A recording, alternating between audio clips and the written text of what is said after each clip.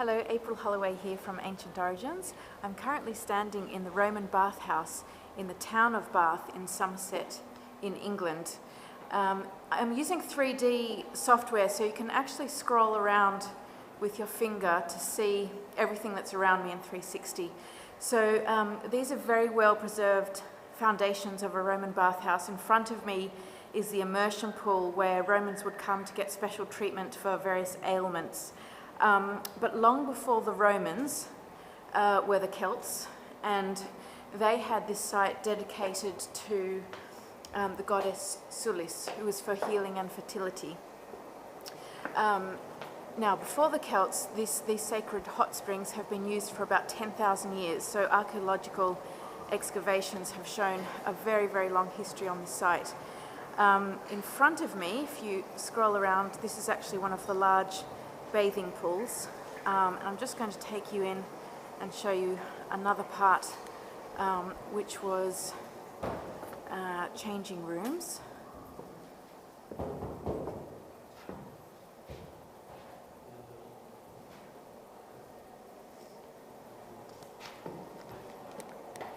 And in the next room we have a special healing centre where they would come for massages. Now, I'm not sure if you can actually see the holographic depiction in front of me, which shows the Romans getting the massages here.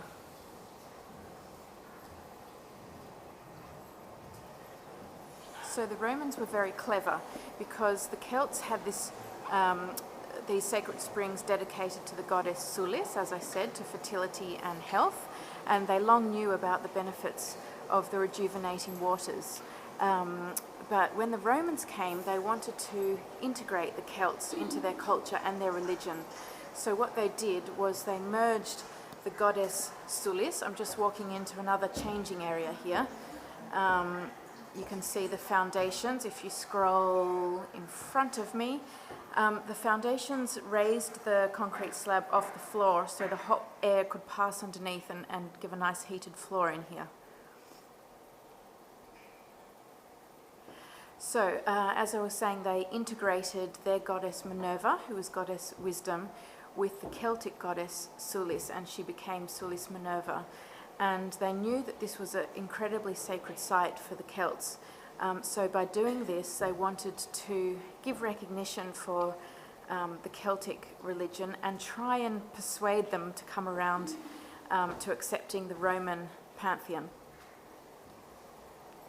And eventually they did come to accept the goddess Minerva.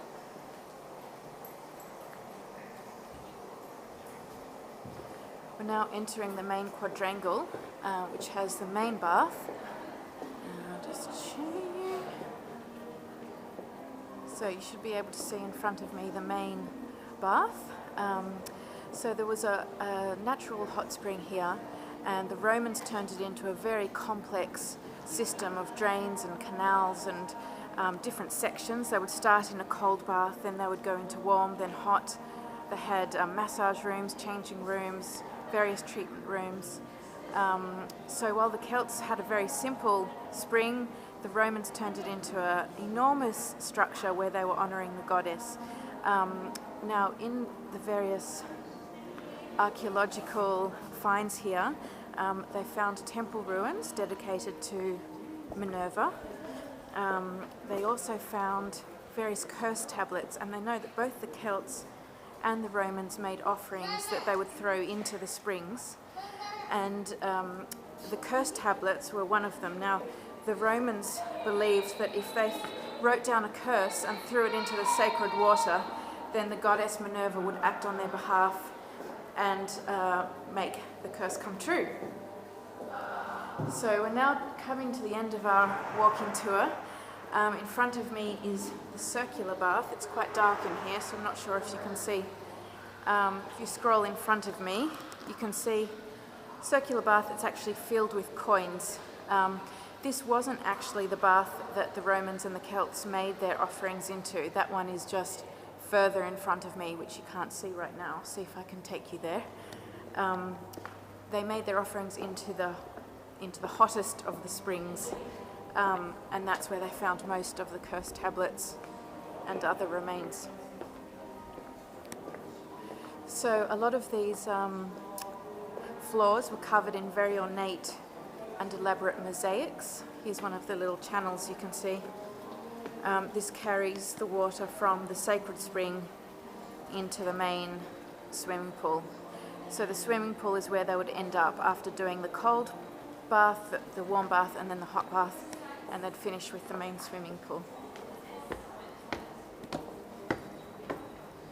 Okay, finally, we'll end here.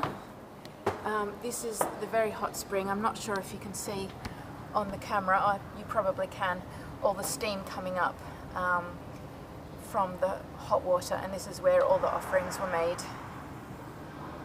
So this site is a great example of the integration of the Celtic and the Roman culture and religion, and that was based on a very active intention on behalf of the Romans to bring the Celts into their own understanding.